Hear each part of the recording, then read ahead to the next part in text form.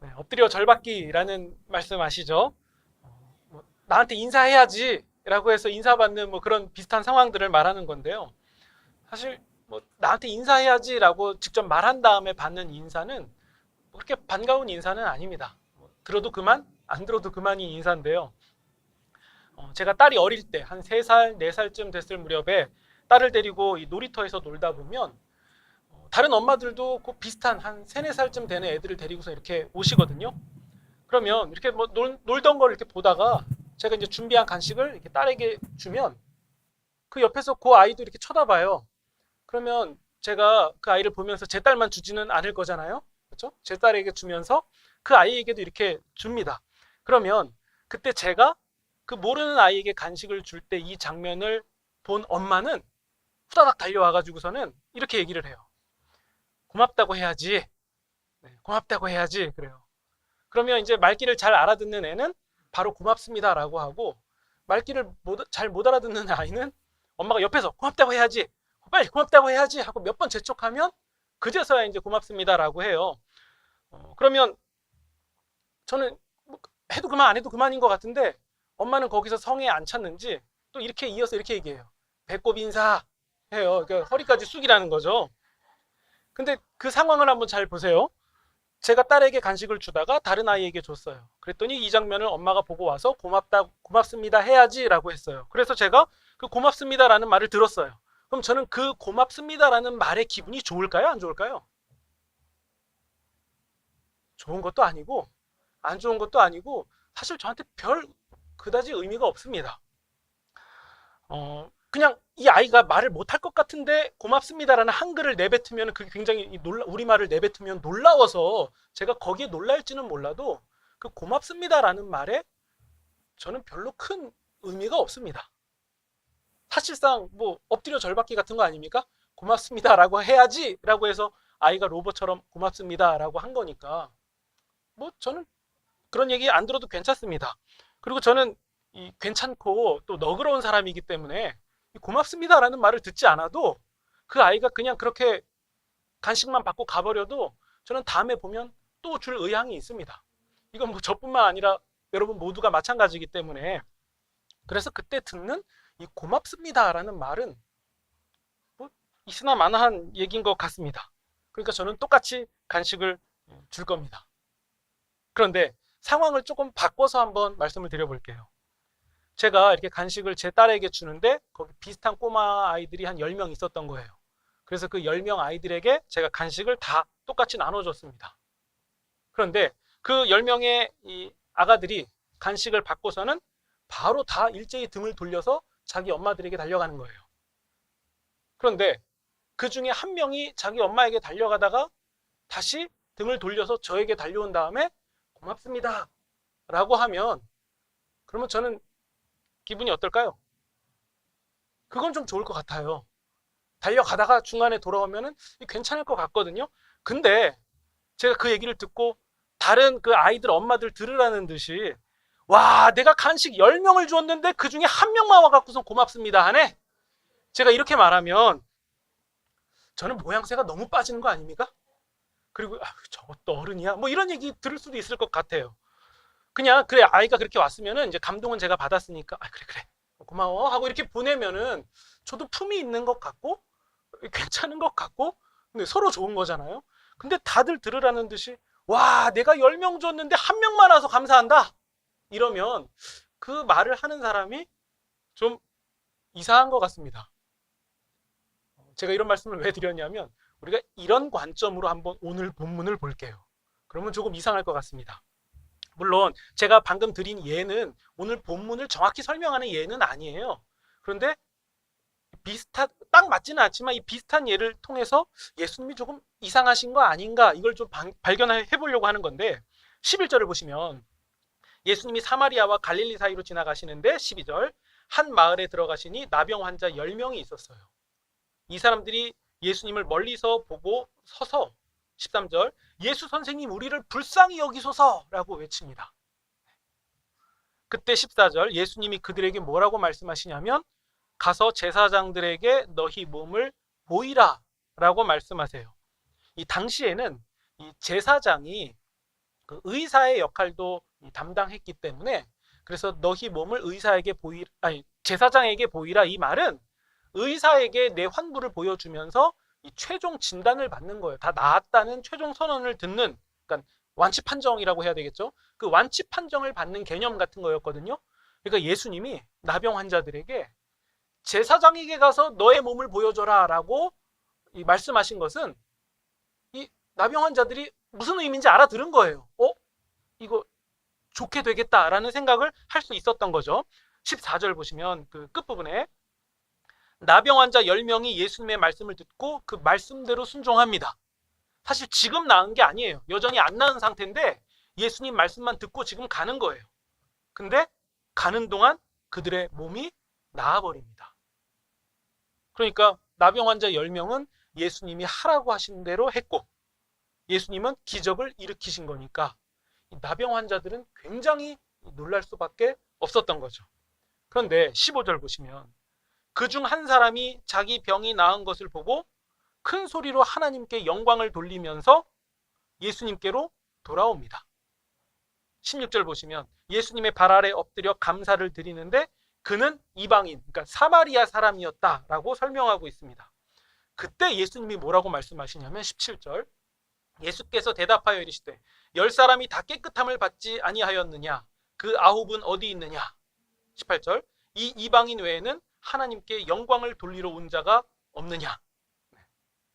그럼 여러분 이 상황을 가만히 보세요. 혹시 예수님의 이 말씀은 야 내가 낫게 해줬으니까 와가지고 고맙습니다 해야지 왜 한 사람밖에 안 해? 이런 겁니까? 그건 아닌 것 같죠? 네, 아까 제가 드린 예랑은 좀 다른 것 같습니다. 10명을 낫게 해주셨는데 한 명만 돌아와서 감사합니다라고 말했기 때문에 예수님이 거기에 서운하셔가지고 야 9은 어디 갔냐? 이렇게 말씀하신 건 아닐 거예요. 그러니까 제가 그 아이가 달려와서 감사합니다 뭐 이렇게 했다거나 혹은 뭐 감사합니다 해야지라고 해서 뭐 했든 어쨌든 그 감사합니다라는 말이 저에게 별로 중요하지 않듯이 예수님에게도 얘네가 나한테 인사를 했는지 안 했는지 이것은 별 큰 관심사가 아니셨을 거예요. 그런데 예수님이 사람들 다 들으라는 듯이 그렇게 말씀하셨다는 것은 어떤 분명한 혹은 또 다른 목적이 있었던 걸로 봐야 맞을 것 같습니다. 그러면 예수님은 이 말씀을 왜 하셨을까? 이것을 우리가 나병 환자 입장에서 한번 좀 다시 보려고 하는데 여러분 나병 환자 10명은 어디에 살았냐면 사마리아와 갈릴리 사이에 있는 한 마을에서 살았어요. 사마리아에서 살 수도 없었고 이 갈릴리 지역에 있을 수도 없었고 그 중간 애매한 곳에 있었던 게 아닐까 싶어요. 왜냐하면 나병 환자는 나병이 아닌 일반 사람들하고 같이 지낼 수가 없었거든요. 떨어져 지내야 됐거든요. 그러니까 일반 사람들이 살지 않는 어디 애매한 지역에 나병 환자들이 이렇게 집단을 이뤄서 모여서 살고 있었던 걸로 보여집니다. 그때 예수님께서 오셔서 이렇게 지나가시는데 그때 예수님께 이 본문을 보시면 가까이 나아갈 수 없었다라고 나와요. 왜냐하면 나병 환자는 일반인에게 가까이 가면 안 되는 법이 있었기 때문이에요. 레위기 법에 의하면 일반인에게 가까이 가서도 안 되고 심지어 12절에 보시면 멀리 서서 소리를 높여 불쌍히 여겨달라라고 멀리서 말할 수밖에 없었던 것은 분명히 이 나병 환자이기 때문에 그렇습니다. 그리고 또 율법에 의하면 레위기 법에 의하면 나병 환자는 누군가가 자기에게 가까이 오는 게 느껴지면 그걸 빨리 인지를 하고 자기 윗입술을 가리고 부정하다 부정하다 이렇게 외쳐야 돼요. 그러면 일반인들은 가다 그 소리를 들으면 저기 나병 환자 있으니까 가면 안 되겠다. 저건 전염된다 이렇게 생각을 했기 때문에 난 가지 말아야지. 그러니까 이런 법이 있었기 때문에 나병 환자라고 하면 그들의 삶은 굉장히 비참한 삶이었죠. 사람다운 대접을 받을 수 없었던 삶이었는데 근데 그런 그들에게 한 소문이 들립니다.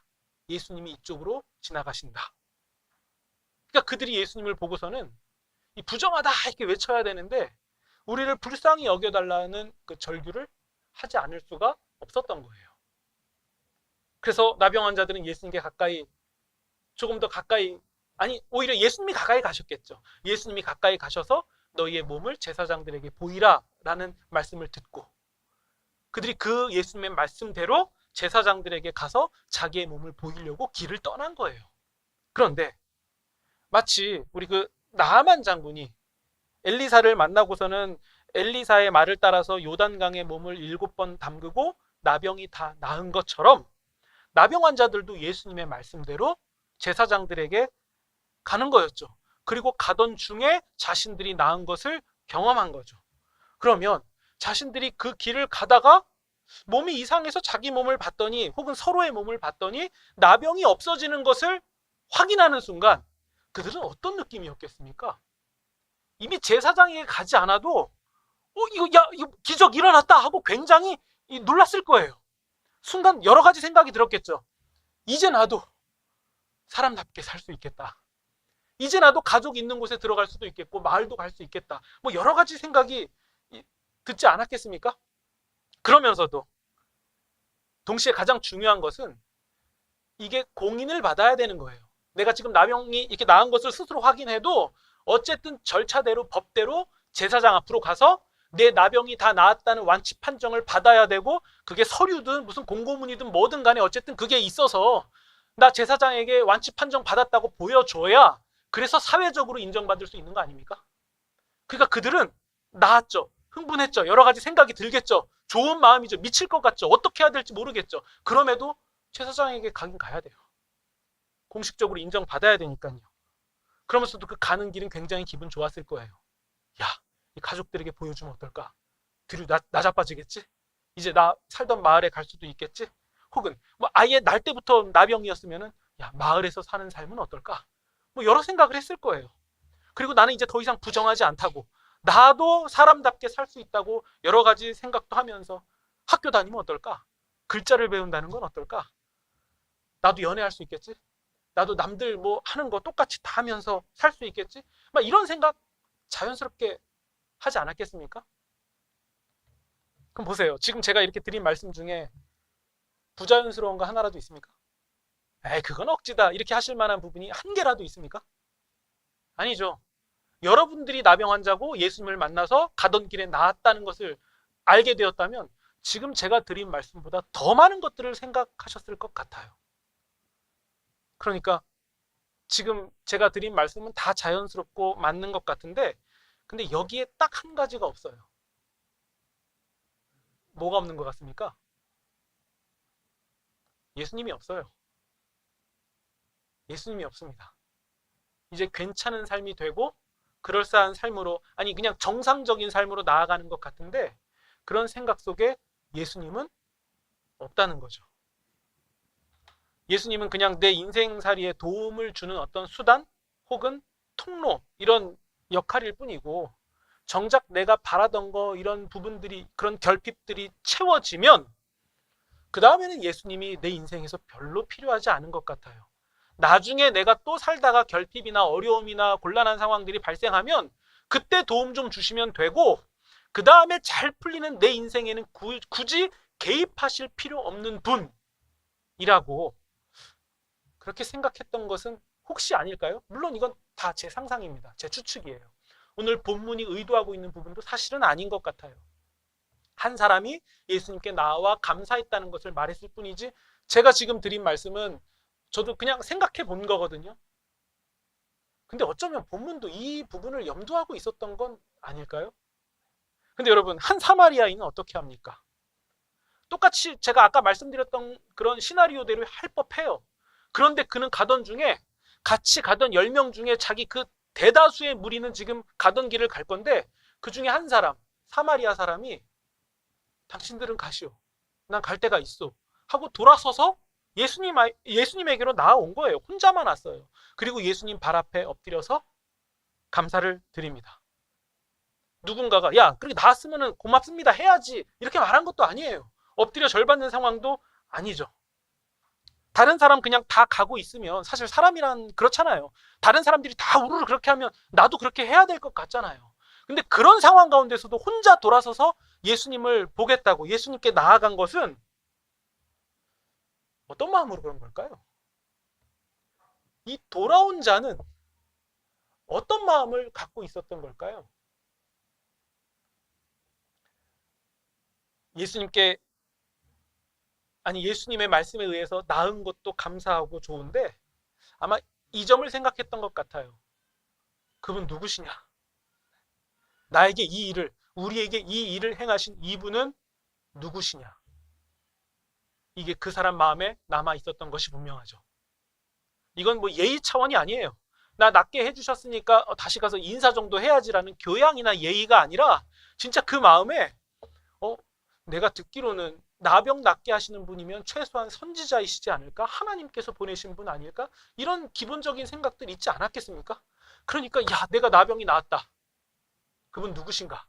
그분 누구신가? 그분 누구신가? 이 질문이 그 마음에 분명히 무겁게 남아 있었을 것입니다.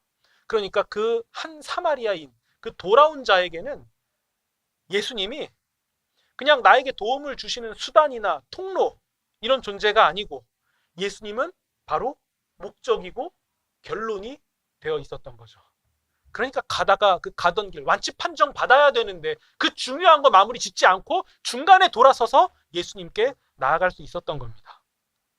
그러니까 그 사마리아 사람에게는 완치 판정보다 삶에서 기가 막힌 대박이 터지는 것보다 예수님이 더 중요했고 예수님이 결론이었었다라고 우리가 확인할 수 있는 겁니다.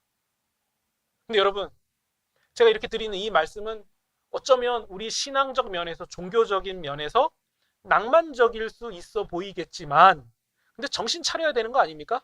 사실 제일 중요한 것은 완치 판정 받는 거잖아요. 그러니까 완치 판정 받고 그 다음에 예수님에게 다시 가서 지난번에 감사했습니다. 이래도 괜찮은 거잖아요. 그렇지 않습니까? 저라면 절차가 뭐가 중요하지? 아니, 절차가 더 중요하지. 뭐 이런 생각하면서 절차를 따라갔을 것 같아요. 절차대로 해야 그게 맞지. 근데 그가 분명히 그도 그런 생각을 했을 텐데 그럼에도 중간에 예수님께 나아왔다는 것은 그는 예수님이 가장 중요한 사람이었던 거예요.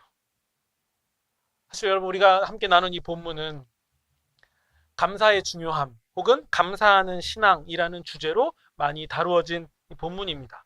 물론 그 부분이 있어요. 그리고 감사하는 신앙이라는 것은 분명히 맞아요. 그럼에도 저는 이 나병 환자가 왜 중간에 돌아서서 예수님에게 갔는지를 우리가 점검해 보지 않으면 우리는 가장 중요한 것을 놓치는 게 아닌가 싶은 생각이 듭니다. 왜 그는 중간에 돌아갔는가? 여러분, 우리 삶 가운데도 마찬가지입니다. 우리도 주님께 하나님이 주신 은혜를 생각하면서 감사할 때도 있고 또 그 감사를 통해서 우리의 삶이 더 풍성해지는 것을 경험하기도 합니다. 그리고 우리가 앞으로의 인생이 어떻게 될지도 그려보고 뭐 주님께서 주신 은혜를 생각하면 우리는 더 나은 미래를 당연히 생각할 수밖에 없죠. 그럼에도 우리가 한번 냉정하게 생각해 봅시다. 현재 분주한 나의 삶 그리고 앞으로 막연하게 생각해 본 나의 미래 혹은 내 자녀의 성장 과정이라던가 우리 가족의 일들 그리고 내가 막연하게 그려본 그 내 인생의 예수님은 누구십니까? 내가 막연하게 그린 내 삶에 내 앞으로 나아갈 인생에서 예수님이 차지하는 비중은 얼만큼 됩니까?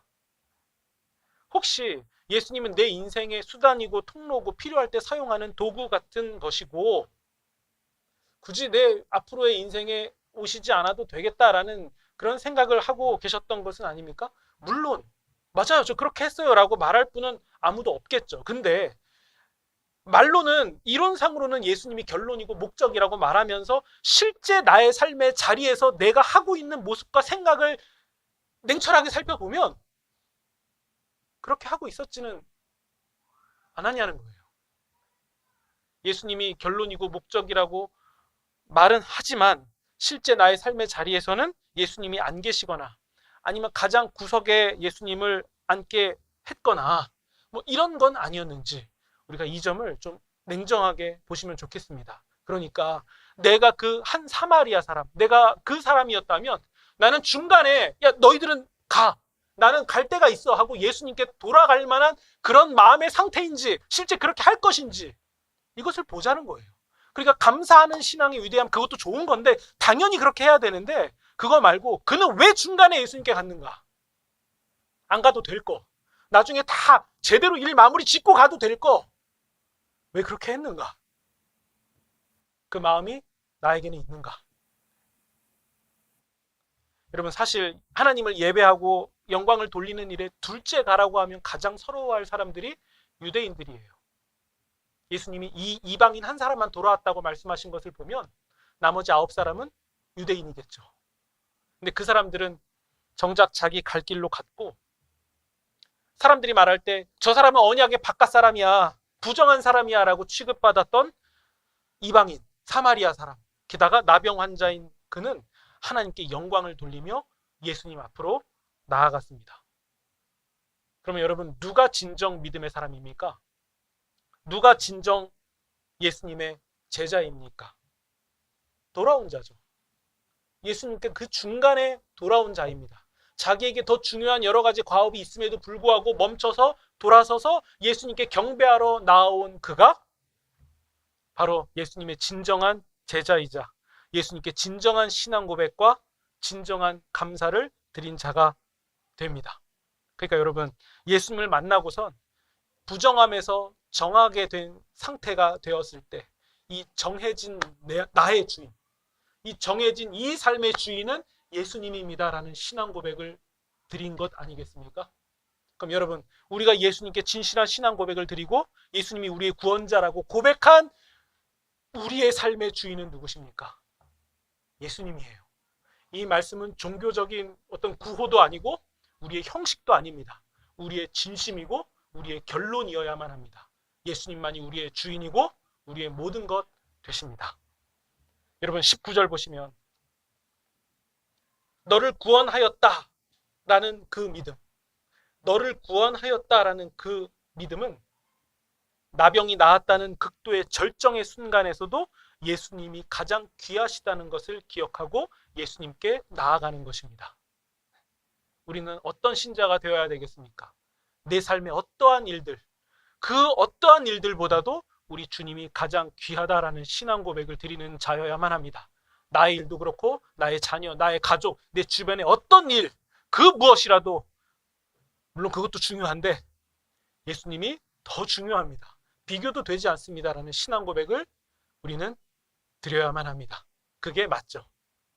여러분, 예수님께서 사람들 다 들으라고 9은 어디 갔냐? 이 한 사람만 나한테 왔다. 이 얘기는 예수님이 서운해서 그렇게 말씀하신 것도 아니고 나 감사 인사 받아야겠다. 그래서 말씀하신 것도 아니고 제자들에게 이 사람이 한 행동을 주목하자고 말씀하신 것이 분명하죠. 교육적 목적을 가지고 예수님이 말씀하신 것이 분명합니다. 물론 돌아와서 감사하지 않고 갔던 그 9도 예수님은 동일하게 사랑하시고, 그리고 그들은 그렇다고 감사 인사 안 했다고 해서 갑자기 다시 나병이 돋아난다거나 예수님이 그런 분은 아닙니다. 그럼에도 우리는 질문 앞에 서야죠. 9명이 되시겠습니까? 1명이 되시겠습니까? 우리는 기꺼이 1명이 되겠습니다. 이게 진짜 제가 원하는 겁니다. 제가 연약하니까 자꾸 흔들리고 못하고 또 주님의 길을 따라가기를 원치 않아 하는 모습이 드러나는데, 사실 그 모든 것을 다 걷어내면 정말 제 중심 가운데는 주님만이 가장 귀하다라고 고백하는 신자가 되기를 원하는 것입니다. 라는 이 말, 이 고백, 이게 우리의 진심의 고백이고 오늘도 내일도 점차 그렇게 되시면 좋겠습니다. 주님이 목적이고 결론입니다. 우리가 이 사실 하나만 잘 기억하고 있어도 우리의 삶의 내용과 방향은 분명히 달라질 것입니다. 이번 한 주 내가 우리 주님을 어떻게 대하고 어떻게 믿고 있었는지를 다시 한번 점검하시면서 매 순간 우리 예수님께 나아가시는, 그리고 그분께 그런 기도로 나아가시는 그 사실이 어떠한 것과 비교할 수 없는 감사라는 사실을 기억하시면서 그런 한 주를 보내시는 저와 여러분이 되시기를 우리 구주 예수님의 이름으로 축원드립니다.